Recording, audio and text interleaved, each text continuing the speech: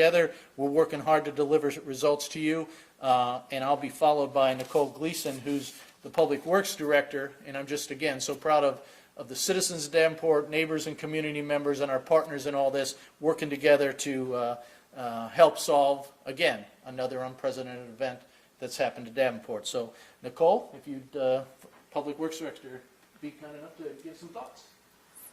So currently, city crews are clearing trees primarily from roadways. We've had nearly 300 tree debris types of complaints since 2 o'clock yesterday.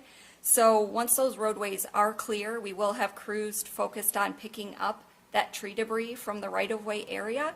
While it's incredibly helpful for folks to have stuff bundled for us, we understand, and not in all cases can you have things bundled.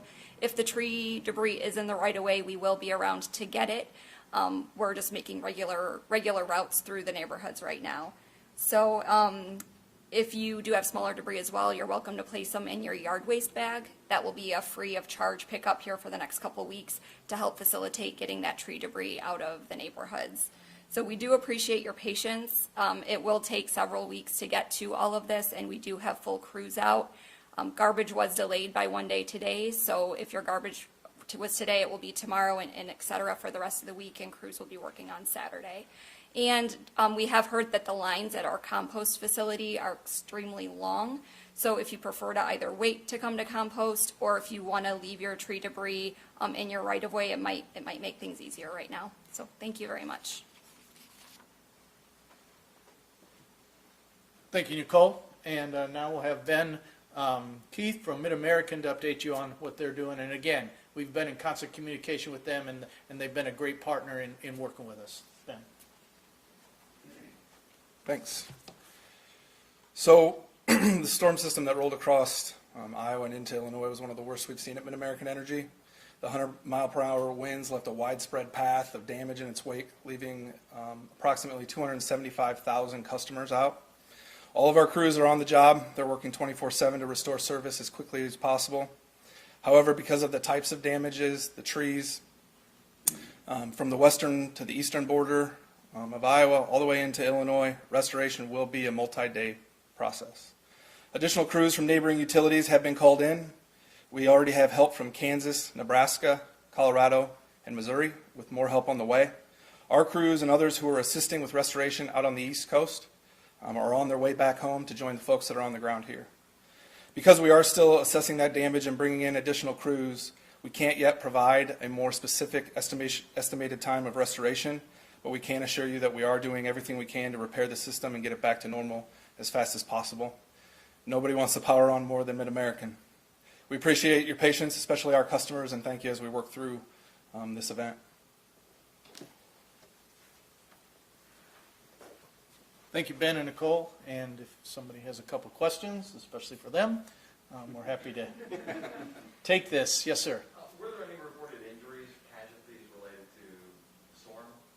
Anybody? I haven't heard. I don't know of any. We don't know of any, so Okay. that's a blessing. Right? Okay. And can you describe the kind of damage that the power grid has taken, and what are we seeing? Like trees on power lines? What kinds of things are we seeing? Sure. Yeah, primarily trees. With the soft ground, we've seen trees uprooted on the main power lines in and throughout all of our communities. I mean, we've seen debris causing issues from whether it's home building materials and that type of stuff. But as we work through them, we're hoping to tackle those trees. Please, and I'm just going to mention from a safety perspective, please make sure that you're not touching any of those wires. If trees are on them, MidAmerican will be by to cut and clear those trees. And please assume that any wire that you see in your yard is energized. And so I do have a few stats that I did want to mention. So at our peak, MidAmerican experienced 279,000 outages. Right now we're sitting at about 204,000. This is a snapshot in time as of right now. That's heavily concentrated in 3 areas. The first is the Des Moines area. They were at 145,000 at the peak, and right now they're at about 90,000 customers out. In Iowa City, they experienced at a peak of 28,000 customers and are now down to 17,000 customers. And what you're all probably interested in here, the Quad Cities at the peak we were at 106,000 customers in the Quad City metro area and surrounding areas, and right now we are at 97,000 customers. So we are making progress, and we are working to get things restored as fast as possible. When do you think you'll have the occupancy restored? Everybody's a very difficult question. We're still assessing damage. We're still working through exactly what kind of issues and situations that we're finding, but we're planning on a multi-day outage and situation, whether that's 3 or 4 days. Time will tell. So, yes. And how do you organize priorities? What gets turned on first? So it's a unique question, and every situation is different. But obviously, we try and give priorities to the medical facilities or things that provide services to the citizens, city accounts, wastewater treatment plants, things like that, where we work through and methodically try and get those folks back on, and then start assessing circuits that are the largest numbers. We have many crews out there, so it isn't like there's one crew tackling just the highest outage. We have many that are working through all of our largest outages, and as they get each restored, they get another call and move on. But we start with high priority, like hospitals, medical facilities, city wastewater treatment plants, and then start moving down the list to larger circuits and other customers. Yes? Is this the largest power outage ever in the Quad City area? It's been talked about a lot. It sure is for me and a lot of my coworkers. I don't know that we have stats back, that would keep all of it, but I think it's safe to say it's one of the largest we've ever seen. Which is worse, Iowa or Illinois? In terms of That's a very good question. I think they're pretty equal. I'm hovering both right around that 50 to 55,000 mark. Anyone else? And what was your name again, sir? My name is Ben Keith with Ben Keith, Keith. your title Director of Key Accounts. I'm here in Davenport. for MidAmerican. Yes, for MidAmerican. So you got guys coming in from, returning guys that were helping elsewhere. You've got other crews coming in from everywhere. But your guys are working long hours. Yes. How are you taking care of those guys as you're working the new guys in? Yeah, that's a good question. It all happened obviously very fast, and so whoever was here and on the street are the folks that jumped into action. And so as we bring new crews in, those start to backfill some of the customer or crews that have already been working.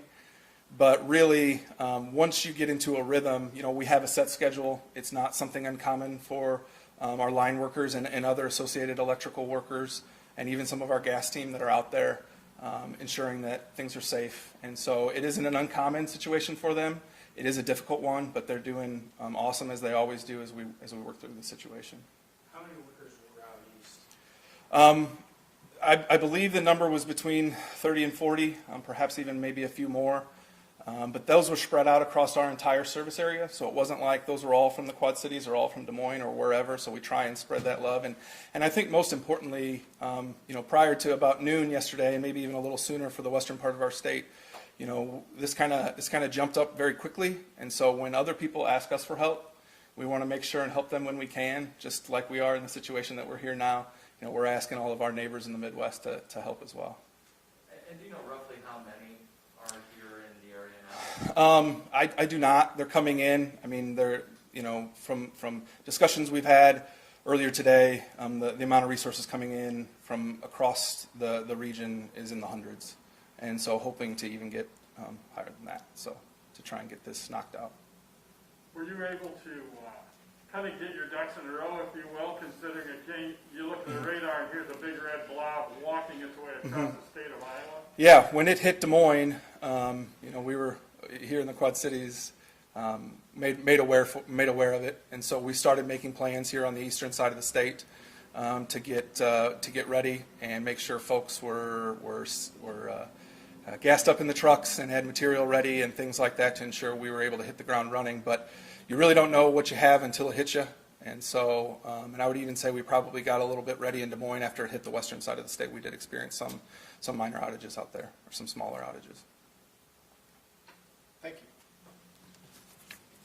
Thank you, everyone, and again, I applaud the efforts of MidAmerican and our Public Works folks working together and our emergency management folks as a unified effort to work together to solve this. And again, another event, another unprecedented event here in our community that we just get after and solve, and have great partners that we work with to do this. So thank you very much for your coming today.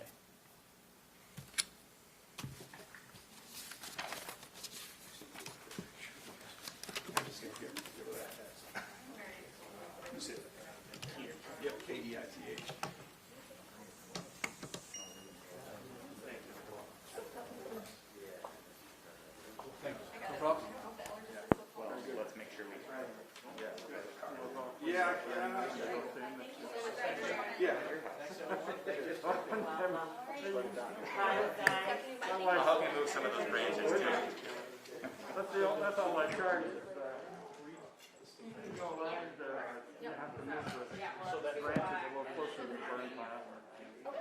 Very good, sounds good. Yeah.